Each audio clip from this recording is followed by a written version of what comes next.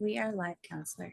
Welcome to the May 7th Intergovernmental Relations Committee meeting. This is a Eugene City Council meeting made up of a committee working on intergovernmental relations. Any additions to the agenda? No. Not seeing any. Do we have a motion for minutes review for the April 2nd, 2020? Wait, that can't be right. It says minutes review April 2nd, 2024 meeting. So I'm guessing that should be 2025. 2025, yeah. Yep. So we'll edit Okay. that. Is there a motion So moved. and a second? Sorry, second. Yes. Okay, it's been moved and seconded. All in favor? Aye. Aye. Okay, it passes unanimously. Let's move on to item 3, 2025 legislative update. And there was a email on this from Ethan, our IGR manager. Ethan, do you want to speak to this?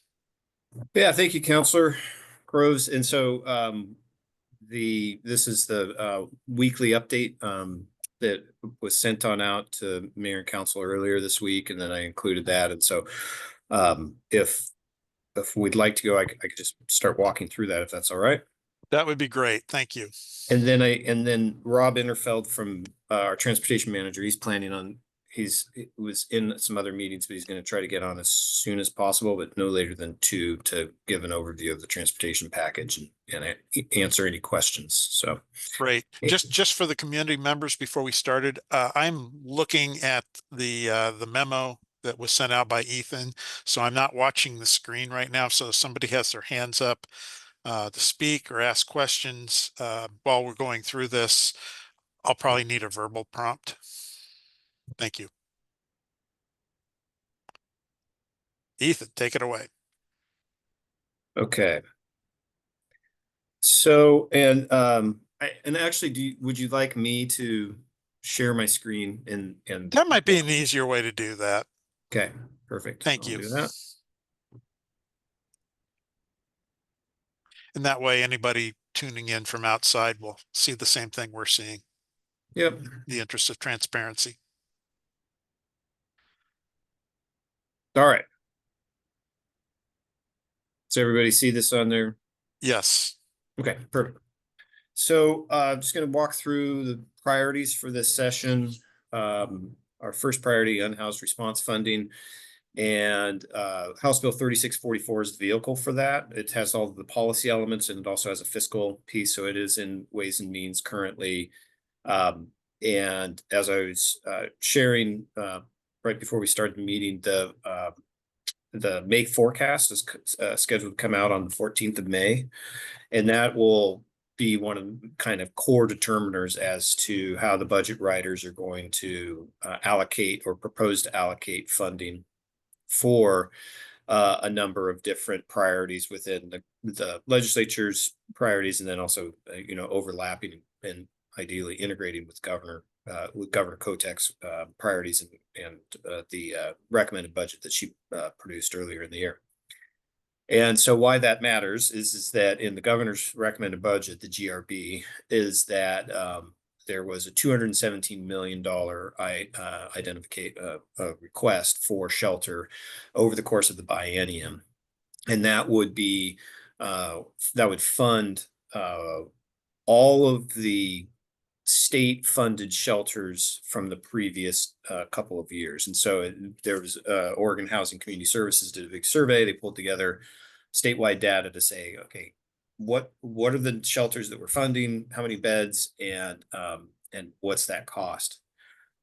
Of note, we believe that some of the shelters that Eugene has been funded with all-in funding and different iterations and tranches of funding that came forward from the governor and also the legislature over the course of time are funded, what would be within that consideration of state funded.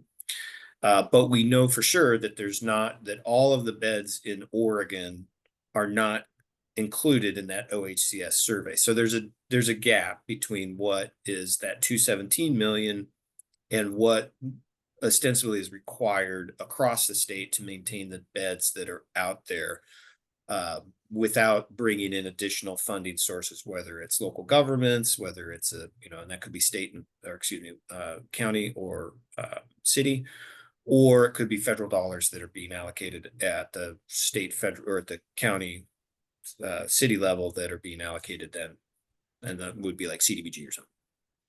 So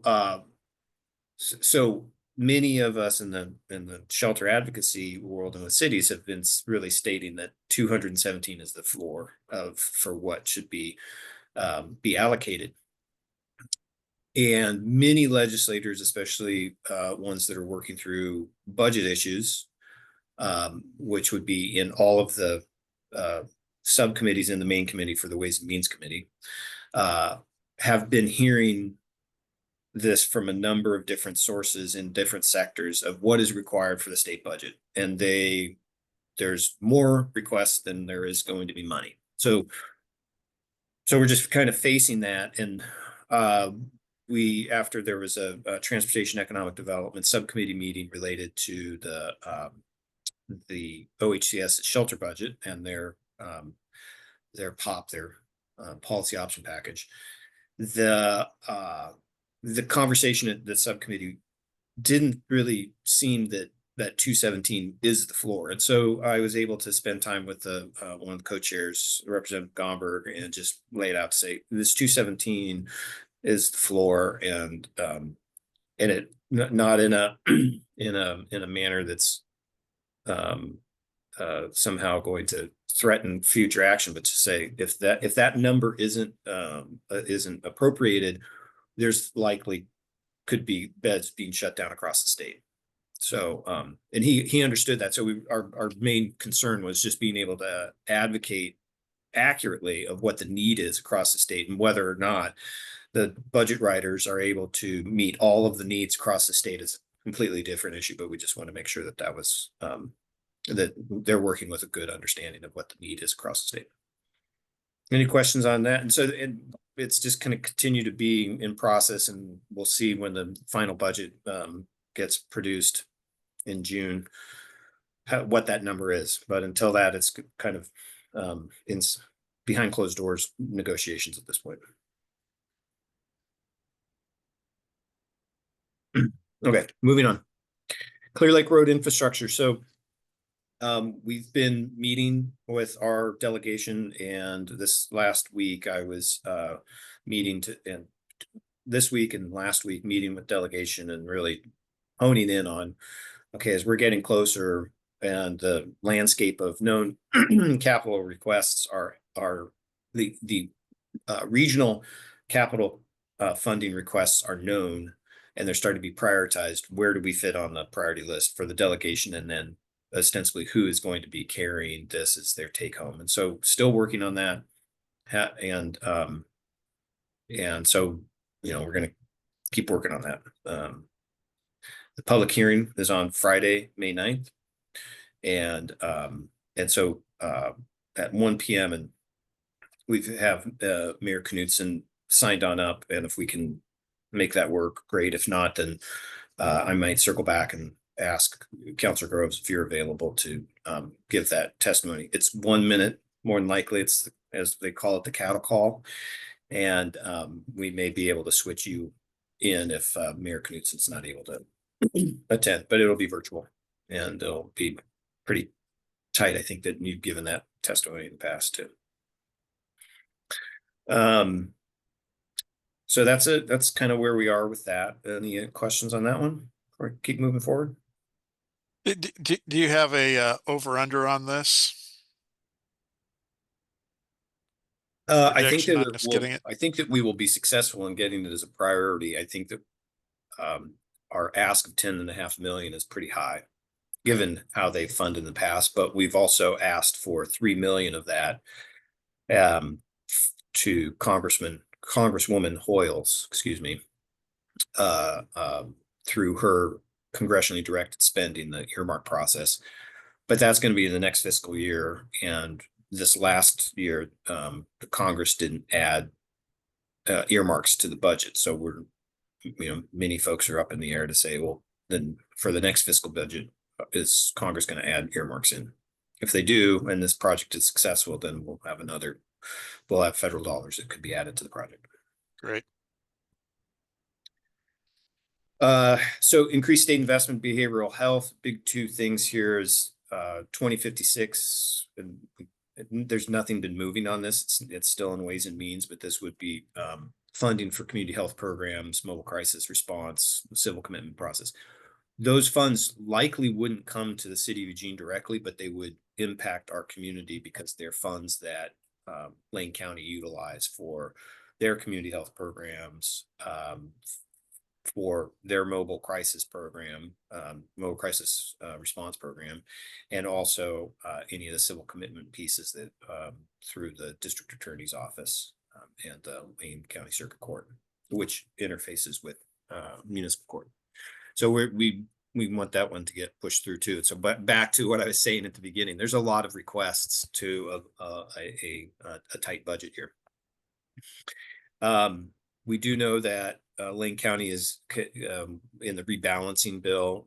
They were unsuccessful to get the funds that had been previously allocated for projects in Lane County, specifically around the there was about $7.5 million for the multi-purpose event center, and that was not included as a rebalancing, and so they're coming back into the capital construction process, and so they will also be making a request.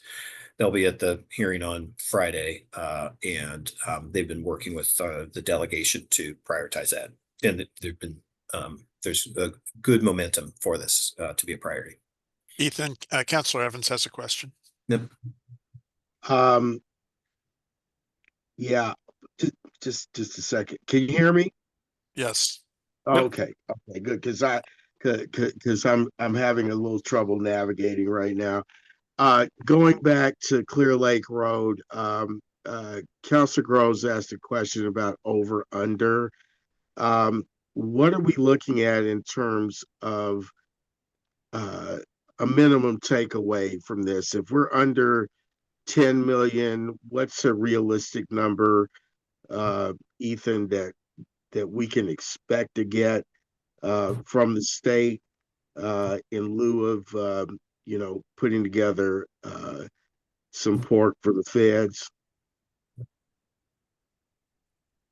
Councilor Groves, my sense is that we're, in the key, as I listened to you, the key determiner was expect what we can expect from the state. And I would say always have low expectations and high hopes. So, if we're able to bring in 4 to 6 million, that would be a win.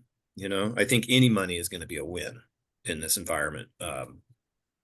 So we're continuing to push at the $6 million level, knowing that 10.5 is what is needed for the project to move forward at a pace that we can then utilize the local match as well. So local funds. So so we're looking at around 6.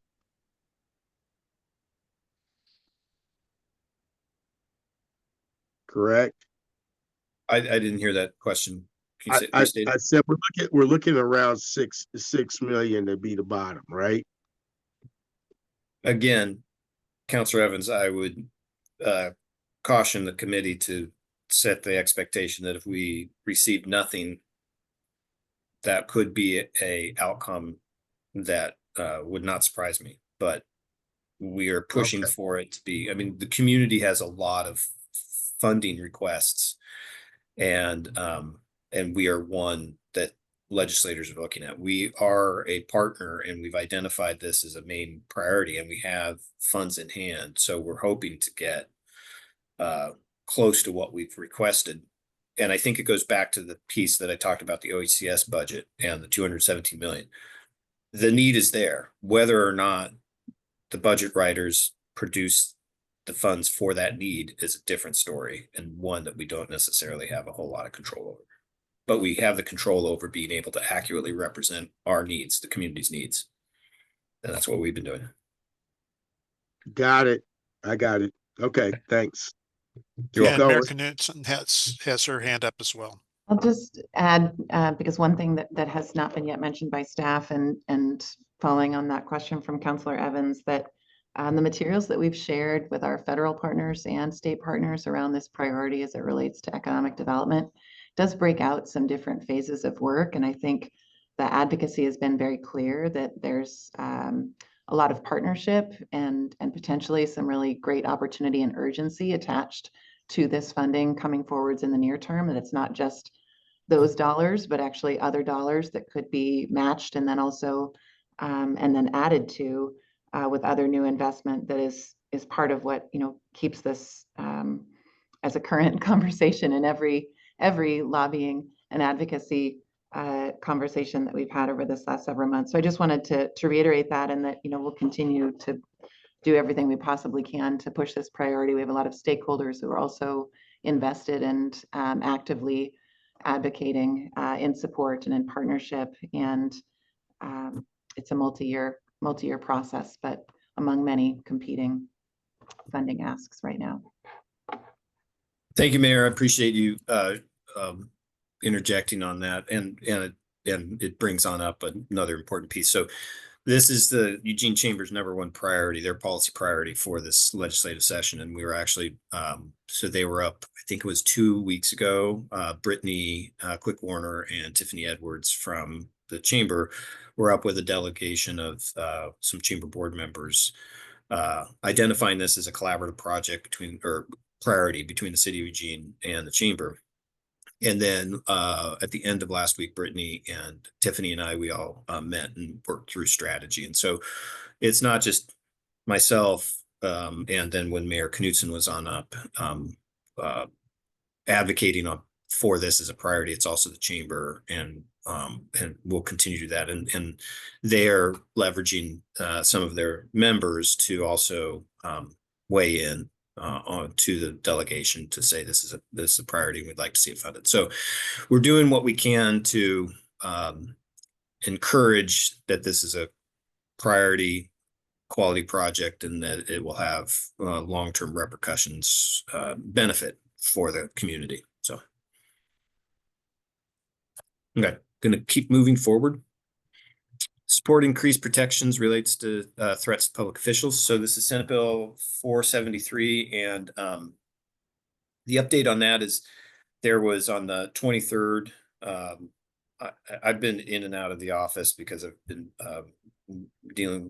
addressing some family emergency stuff, and so I was unable to attend. But CFM, so Zach Reeves from CFM, he attended and gave testimony in support of the bill with Scott Winkles, and there's a link there. Senator Broadman, Anthony Broadman from Bend, and he's a former city councilor. He on the Senate side, it was Senator Broadman, Senator Przansky, and then Senator McLean were working through some of the issues of First Amendment protections that Senator McLean was concerned about. We worked through those, and the bill as written sufficed and met his needs, and that I think then came on out on the Senate side, that both the Democratic and the Republican caucus all voted yes for the bill and to move forward. Now it's on the House side. The House Judiciary had a hearing, and they had a couple different types of questions that we were working through in terms of the definition of a public official. Does it include, one of the key conversations was, does it include public defenders? And then additionally, there's I think some additional detail related to why this bill is needed and what the current statutes around harassment on menacing are not covering. And so we're working on that. The bill has got it's had its public hearing. We were able to get it posted for a work session before the deadline. So we're still working through that. That's the updates there.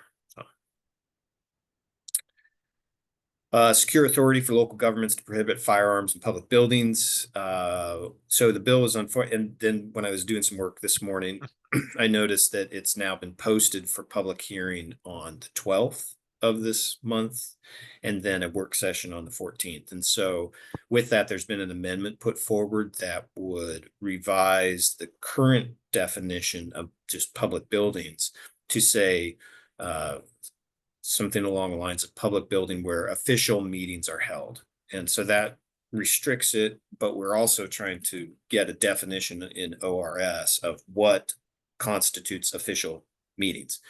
Because it's not defined in ORS and it's not defined in the bill.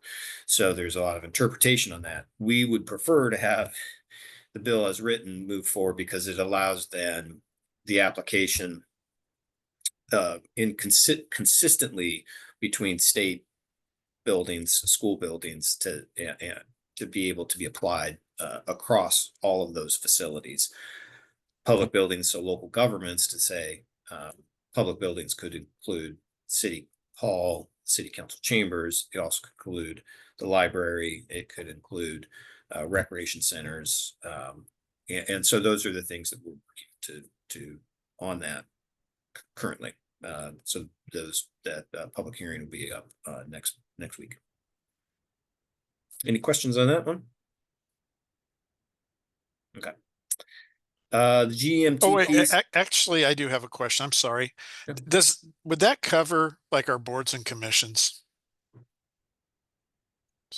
Community On members the- who are part of, under the secure authority for local governments, or excuse me, I'm backing up one, actually, the, attacks on public officials. Yeah, the threats to public officials. That's the public officials. Yes, appointed officials. And so I'm pretty sure we can just do a quick. It's not gonna go. When I get through this and when Rob's working on that, or providing his update on transportation, I'll take a look, and then by the end of the meeting, I can give you the definition, because I believe so, but I want to read it, and then I can give you the accurate answer. I apologize. It was just that armed subjects kind of triggered my mind on, some of Yeah. our boards and commissions deal with some emotional topics at times, and I'd Yeah. sure like to see them Yeah. enter the same coverage. Okay. Just gonna kind of keep moving this forward. The improvements to the GMT system, nothing's changed there. It's in Ways and Means, and it's gonna be part of probably the final budget as to whether or not the elements that in there are gonna receive funding and what level of funding. We LOC, City of Eugene, AOC, we're all working with Representative Nathanson on this House Bill 233 as kind of the vehicle. There's another bill that might get changed, but Representative Nathanson is committed, let's say supportive.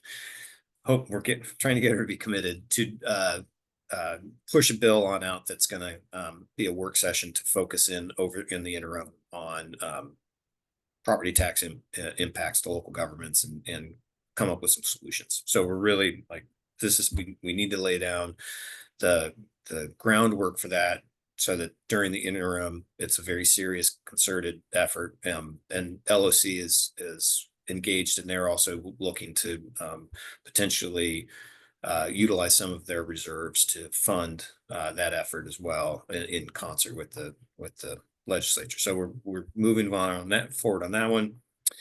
The 3518, nothing's been updated on that. It's still just in revenue, I think, and revenue doesn't have and Cherish, Rob's trying to join the meeting. Can you see if you can assist him to be able to join the meeting? Thanks.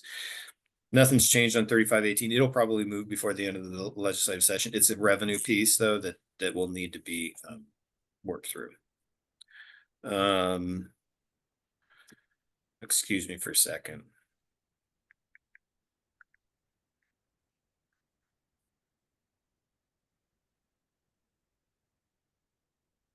Okay. 916. It's in the on the House and Labor Workforce Standards Committee. I think that it's there's strong opposition and it's being worked. They don't necessarily, the supporters don't have all of the votes that they're seeking. So it's continuing being worked. It may get revised again, amended again, to meet some of the needs of both the Republican caucus on the House side, but then maybe some more of the conservative members or moderate members on the Democratic caucus. So we're just observing that one because we council or the IGR committee gave a direction for neutral. So we're just waiting or watching and listening.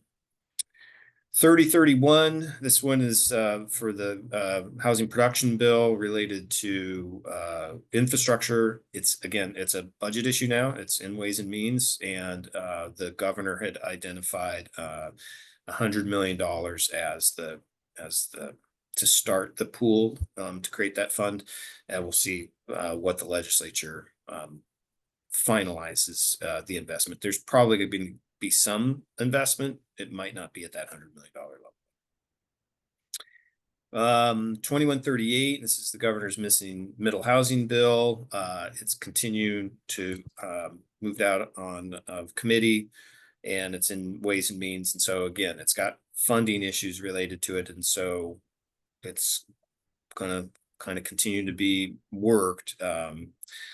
But there's a neutral, there's a need for technical amendments, and we're continuing to work with the governor's office when there's the opportunity to, but it has a fiscal associated. So it's kind of in the queue within Ways and Means.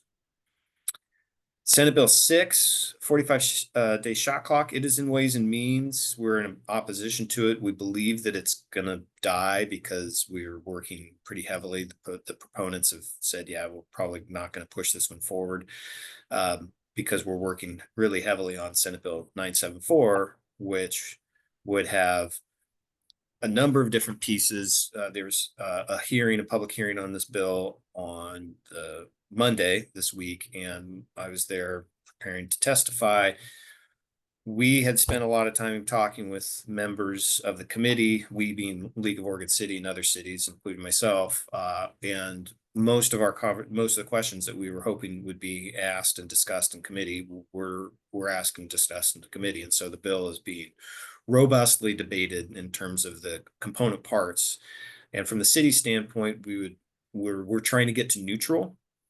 And LOC is in the same boat, trying to get to neutral to remove some of the very restrictive preemptive language, and also there are penalties, financial penalties that are in the current bill that are unacceptable to cities at this point. So we're working on really focusing in on one of the main pieces is a 45-day or some sort of shot clock. And a shot clock, like in athletics, you've got a time limit to get a permit in, reviewed, and out the door. And so we think that there's some opportunity there to complete that for engineering review, with the understanding that there are certain projects that are very complex that will not fit within that shot clock. And if that's the case, there needs to be some level of an exemption or an allowance for that within the bill versus a penalty. So we're working on that. There's a public hearing again on next Monday. And so I'm signed up to testify, but we're working currently with the proponents and a number of municipalities and LSC to negotiate in good faith to come up with something that we can all live with and actually implement, because some of the stuff that's written we would not be able to implement it based upon other ORS, and it's related to the land use code elements. So any questions on any of those? Okay. And Cherish, was Rob able to join? Oh, we're having a weird issue, but working on it. Okay, thank you for the update. Okay, so 3243, it's the balance billing item, again, Ways and Means. A number of these, we're in the period right now where a lot of stuff is in Ways and Means, and it has to do with just what's going to get funding and what's going to get how much, and then moving for that. And then just non-priority bills. There's ones that we've have had discussions on in the past, Senate Bill 229. This is the Bridge Meadows item, and provided a letter of support. Again, it's in Ways and Means, so I think there's $1 million fiscal to it. See what, if any, gets funded on that. There's a public hearing at a Joint Committee on Transportation. We'll see if this one gets a work session, but it's a taxing thing, and so it's poses a surcharge on certain vehicle registration fees and recreational vehicle trip permits. And so we'll hear from Rob some of the updates on the transportation package. It's being churned right now, and I think there's a lot of negotiation between the two caucuses because it does have additional taxes and fees, and so really trying to get it, the impact of those and how that's going to get negotiated moving forward. Senate Bill 197, which is the recreational immunity bill. There's a work session on the 7th, which is today. So we'll see if it gets on out. We believe it should move forward and get support. The DLCD technical fix bill and middle housing code got out of House and Senate and moved for Governor Kotek's signature. About 2 weeks ago, there was Representative Nathanson held a informational hearing on our behalf. We had brought up an issue related to the impact on city budgets of a decrease in state shared revenue, specifically around alcohol taxes and OLCCs, the increase in OLCC warehouse project. And Twyla Miller, our CFO, she gave testimony and provided input on that. And the OLCC director spoke about one of the things that they're looking to do is to take the sale of their old facility, and they're estimating that to be in maybe the $20 million range, and be able to take those proceeds and put it on into buying down the debt, which would then reduce the loss of revenue to local governments. So there might be some assistance there, and out of that revenue loss, it'll still be a revenue loss from the forecast from 2 years ago to this year, but it might not be as bad.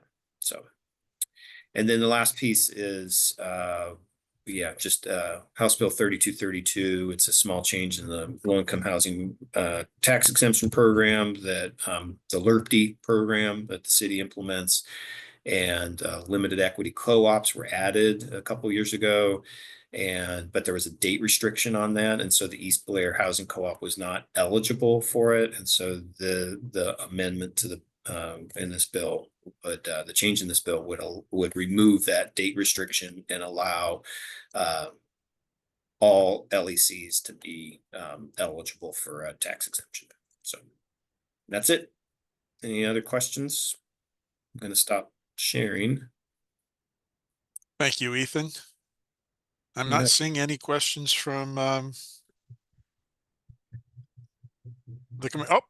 Knutson.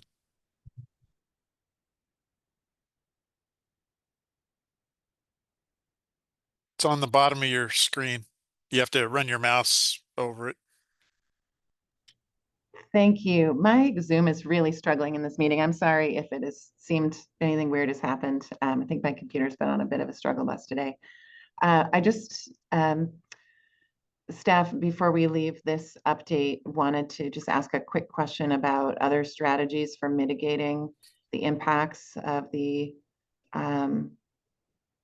OLCV warehouse project on local governments. So one being the proposed sale of an existing commercial real estate property, and that being something that buys down the debt associated with that project. Are there other strategies that they're pursuing to mitigate that kind of capital construction overrun impact on? It's a pretty nuanced circumstance, but that tracks to local government through a revenue sharing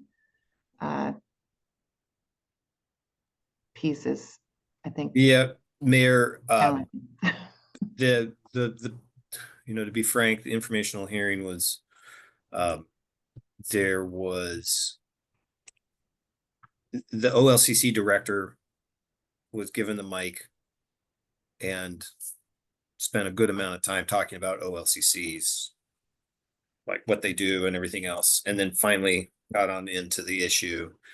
And it would have been more appreciated if there was more time for local governments to have a conversation with the committee. Out of that testimony and the committee's discussion, it didn't seem like there was going to be, this wasn't rising to the priority list for the committee or the chair at this point in time. So I think that we got the informational hearing, we were able to put these issues on out and also provide some context of how this impacts not just one singular element of a revenue stream, but how it impacts local governments, because there's a number of policies which the legislature are proposing that have small, but when you add them all on up, very large impacts to local governments' budgets.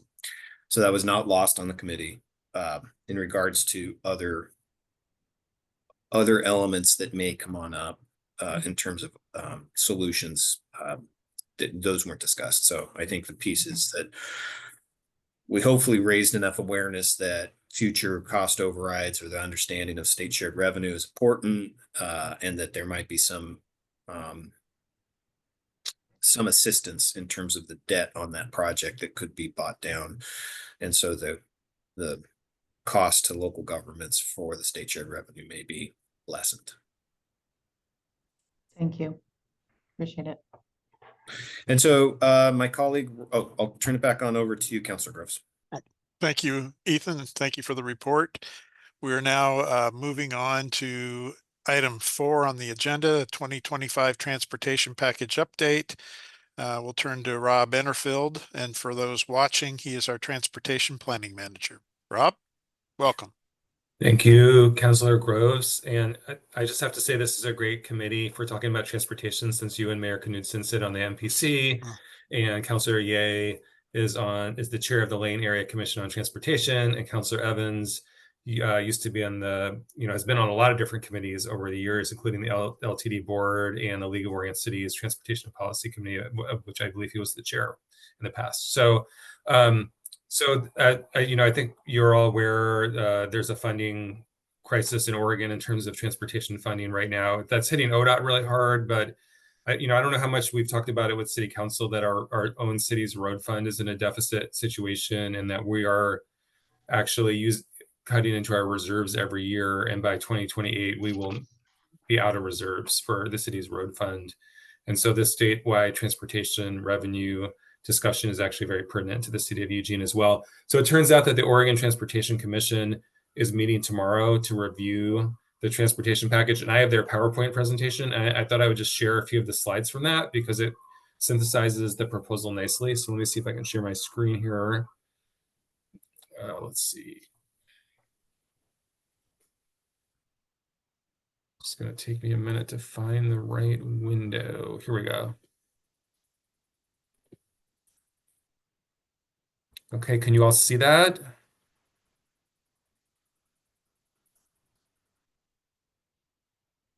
Is that working? Yep. Can you see my screen? Okay, yep. Great. So let me go back to that.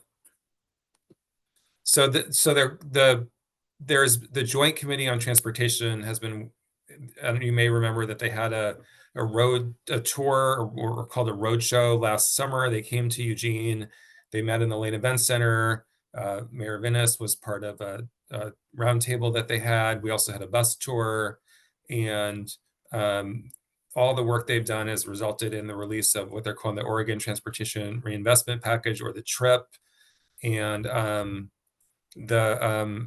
this is just sort of a high-level description, so I'm going to go to the next slide here. This kind of starts to walk through what the additional revenue would be and how it would be raised, and you can see that it would be phased in over time. Especially I'm not sure if the non-gas tax elements would be phased in over time, but the gas tax or the fuels tax would be phased in 20 cents by 2032, and there'd be increases to existing other fees like registration, title, weight mile taxes, which is what trucks pay.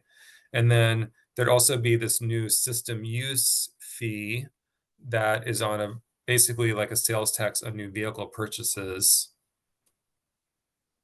And these funds would be distributed according to what we call the 50-30-20 distribution, which is how most of the state revenues are distributed currently in transportation.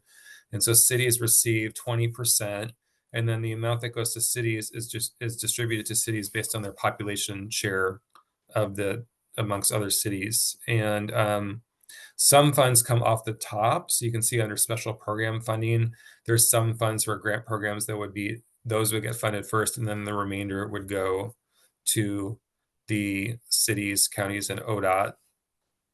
And then there also be some funds, I'm not sure if this is off the top also, but the 250 million going towards completing prior transportation commitments. So that those are projects like the I-5 Rose Quarter project in Portland. There are other elements to the revenue raising. So they would moving forward past when all the fuels tax are increased, then it would be tied to inflation. There'd also be requirements that EVs enroll in the road usage charge program over time. Existing EVs, you can see that would be phased in 2. Eventually, all new vehicles that have 30 miles per gallon or better fuel mileage. And then there'd also be fees, a road usage charge for corporate delivery fleets. So I think this is like your FedEx or Amazon delivery, which is interesting because they have been talking about a fee on Amazon deliveries, and this seems like maybe a more feasible way to get at that revenue, but in a way that's more easier to collect. There'd also be an increase in the payroll tax paid by employees. So this was part of the statewide transportation improvement fund known as the STIF that was implemented in 2017 or as part of House Bill 2017. And that's led to a large increase in transit funding around the state. That's had, it's definitely helped in our area, but it's been especially impactful in rural communities and small cities that don't have the payroll tax on employers that we have here in Eugene, Springfield, and that they have in the Portland metro area. The transit industry has been asking for a 500% increase, and this is just an 80% increase. We could talk about that. I feel like it's a pretty large increase, but it's not what the transit industry is saying that they need. There'd also be an increase to the vehicle privilege tax, which is another kind of sales tax on new vehicles, but I think it's paid by dealers, and a new tax on tire sales in Oregon. And those funds would go to pay for rail, collectively rail, wildlife crossing, and salmon restoration. And then going back to the I think the vehicle fee would help to pay for, no, I think that's it. Let's see. And then there'd also be an increase in the bike tax, which would go to pay for the Oregon Community Paths grant program. There's some accountability measures here. You've probably seen in the media some criticisms of ODOT and how they're tracking their funding and whether they're accountable or not. And Senator Bruce Starr has actually been assigned to work on some of these accountability measures. And I think that's it. So I'm going to go back and stop sharing. Rob, I have a question about the tack-ons to the road tax. I mean, I get the wildlife crossings. That's got a direct nexus to transportation. I'm not understanding how salmon fits in there. Oh yeah, I can explain that. So there's chemicals in tires that have been found to, I'm not a scientist, so I may not have this 100%, but they interfere with salmon's reproduction. Oh, so literally okay. like tire pollution leads to negative outcomes for salmon. And, to some extent that's worse with EVs in a way because they're heavier and their tires wear out faster. So it becomes even more important. And I know there's, people working on coming up with different ways to make tires, but there's also just the legacy of all the tire pollution we've had. Thank you. I just think it's important we understand, how things are connected, and we get questions about it. And okay, that makes sense. I get that. I just didn't see it before. Thank you. I mean, I haven't read that for this bill, but I can tell you, like, we talk about that at the city. Like I've talked with my colleagues who work on water resources issues, and they've talked about how tires have the negative impact on salmon. Good. So Fair enough. So they're supposed to be I don't have the dates on my fingertips, but they're supposed to be releasing the bill, I think, like around the end of next week. Like this was just the initial proposal, and so they're going to come out with the actual bill in around a week from now, I think. Does that sound, do you happen to know, Ethan? And then while Yeah, it Ethan's sounds looking that up, accurate to yeah, what our okay. conversations have been with Actually, LLC. and there's also some public hearings coming up. I think this was in the update from CFM, actually.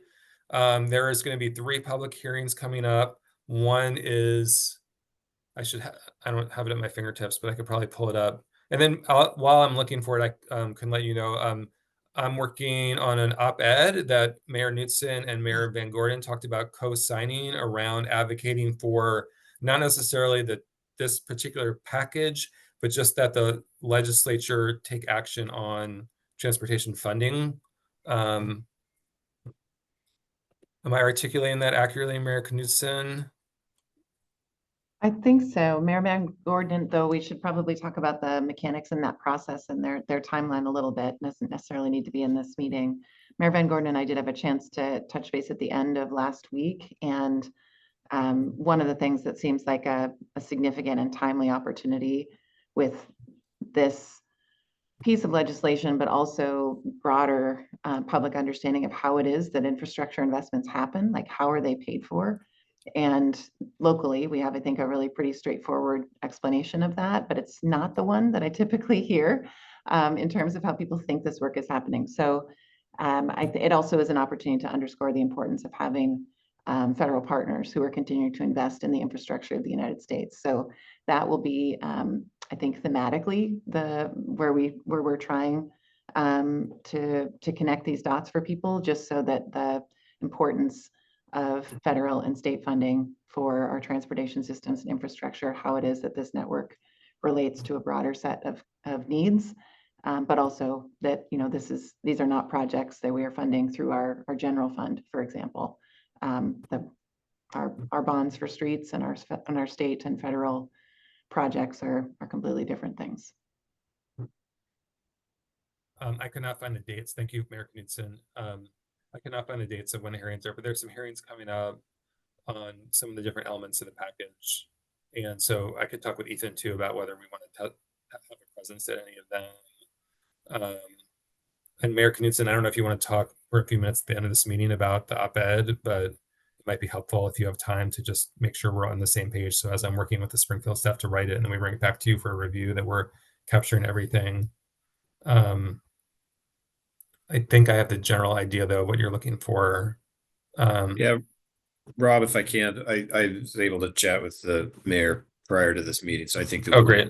We're good to go with staff working on this. Okay, and great. Just for the other IGR committee members, there's clear direction within the federal and state policy guidance documents for taking this position in support of additional funding resources that would come to local governments for our transportation system. So we'll be putting together and working collaboratively with our partners over in Springfield and being able to marshal that forward with Mayor Knudsen and our new public information officer, Ellie. And just so you know, so this package as currently proposed, so it could change, right, between what we have, what I showed you today and what they're going to release in a week.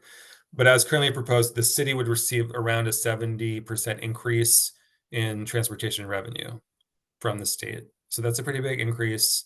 And I mean, most certainly it would help with our deficit. And then we would enable us to look at like, what are other things that we could potentially take on with that, whether it's addressing like, you know, street paving or, you know, maintaining our stormwater planners or dealing with sidewalk repair. I mean, there's a range of things we can look at. There's not, I'm sure we'll have more ideas as a city than there is money available. So,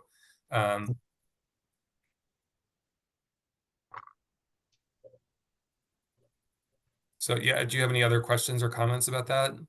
And also, Councilor Gross, you had a question that Ethan forwarded to me, and I don't remember what it was, but I can track down the email. Oh my gosh! I think this was why this is his question got you on the agenda, Rob. So that we just check the box. We're good.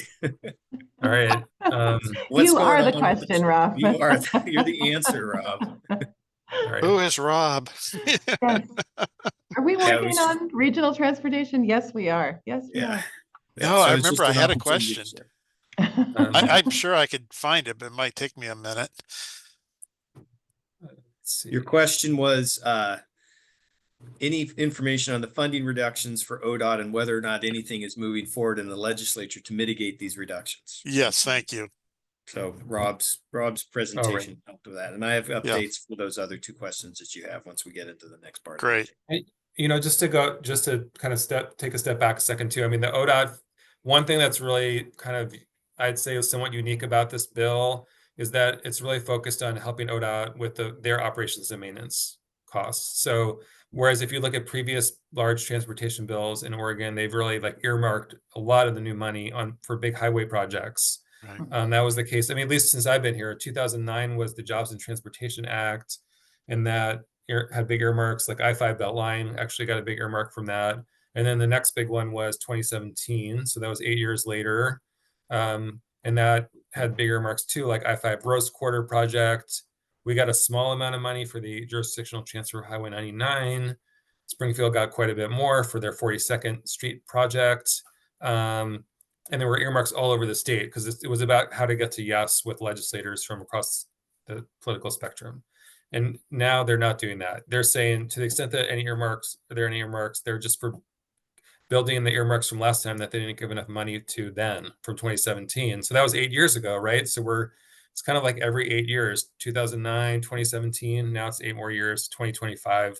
So hopefully they'll pass something, and hopefully it won't change too much from what the trip has, because that was a pretty, at least from the city's, from the perspective of revenue coming to the city, it's a pretty good bill. Well, I appreciate that. And the maintenance piece was really what I was most concerned with, because although I know we have projects that we don't want to get behind on, because then all of a sudden the problem is here and the relief is 10 years out. But I'm watching the conditions of our roads starting to slip a little bit, and then I'm talking about our state highways. We've got seismic level issues, which reinforce what we already have. And the other thing I've been noticing, I don't know how you all feel about it, and I hear about it quite a bit, is just the amount of trash we see on the sides, especially I-105. And I know that's mostly from unsecured loads, rather than any one group leaving things, but it just goes on the side of the road and it starts accumulating. And we seem to get it cleaned up just as we go into, like a Olympic track and field trials or one of those things, which is great, but it just seems more of a concerted effort to try and maintain. Those are the entranceways to our community. And it sends a message. So anyway, thank you. Sure. Okay. Sorry. Can I step out? Do you still need me? Yes. Okay. Thank you. Thank you, Rob. Thank you, Rob. Yeah, Appreciate it. All right. Have a nice day. Bye. Okay, we're on to item 5, items for the committee and good of the order. And I see, Ethan, you have update on items requested by me. Yeah, thanks. I'll just hit those and then we can, if there's other items. And so Councilor Groves has sent out an email with 3 different questions. The first was the transportation piece that we just went on over. Second was any information on increased costs being borne by EWEB regarding the closure, possible Lieber Dam. And so I reached out to EWEB, and I will follow up to that email with information to the committee, or we'll actually put them into the minutes. And so that might just be one of the easiest ways too. But so I'm trying to find the email. There it is. Nope. Okay. So there's 2 items that are linked that wanted to share. So Lieber Dam commissioning for EWEB, their 2025 budget, they've allocated $5.1 million. The projected cost for a decommissioning is around $225 million to cover activities from 2023 to 2040. And the EWEB board had directed staff to draft plans using rates and reserves. And so there's a web page, which actually I'm just going to set it into the chat here, for the whole decommissioning of the Lieber Dam. And this project has been being discussed at the EWEB Board of Commissioners since I think 2021 was when they started doing initial feasibility studies, and the board took action to they take a decision in, I think it was 2022 or 2023, to start the decommissioning process. And I was speaking with my counterpart, Jason Huser from EWEB earlier today, and he said, that was the first of many discussions and decisions that will be coming forward, because there's federal agency oversight through probably both through FERC, which is the Energy Regulatory Commission, and then also water quality, midstream materials. So they have a number of stage gates to get through in the decommissioning of it. Hence, that's why you've seen that from 2023 to 2040 timeframe. And so what I offered is that this might be, if there's more interest in this, it could be a topic for discussion between the mayor and the board chair and the general manager and the city manager on the regular EWEB CDBG meetings. I think that would be good to do, because I heard under good authority that the cost decommission was a good 50+ million more than what they had projected. And right now I'm just very sensitive to costs from multiple directions, hitting our residents, when we're also looking for a way to re-engage on the fire services fee, whatever iteration that takes. I think it's something we need to be very aware of in our environment. What else is out there? Because, the public, I think they think less about, well, this is Eugene cost, this is neat. They just see more. And, a lot of people are really struggling to make ends meet. I just spoke with a woman in my ward about her mailbox it keeps getting hit, and she's in one of these locking gang mailboxes, and she can't get any response from the post office, which we can't help with. And I suggested, well, one sure way is to rent a post office box and switch your mailing address to that. And she said, I have 3 kids. I'm trying to keep food on the table. She goes, I just can't handle an extra $20-30. And I'm sensitive to that. So I think it's really important for us as an IGR committee, but also as a council, that we are aware of what else is going on in our environment, so we can understand the impacts on our community. So that's where that came from. The third item that was requested was updates on our proposed airport expansion proposal at the federal level. And I heard back from Matt Rodriguez, and his update was currently reviewing updated FAA, Federal Aviation Administration, grant assurances and contract templates. The current drafts of the contracts are in conflict with state law, and the city attorney and staff city attorney's office and staff are coordinating with other agencies to understand what legal actions may be underway to address the contract language concerns. Contract language and funding decisions have been very dynamic for the last few months as the administration has adapted to court rulings.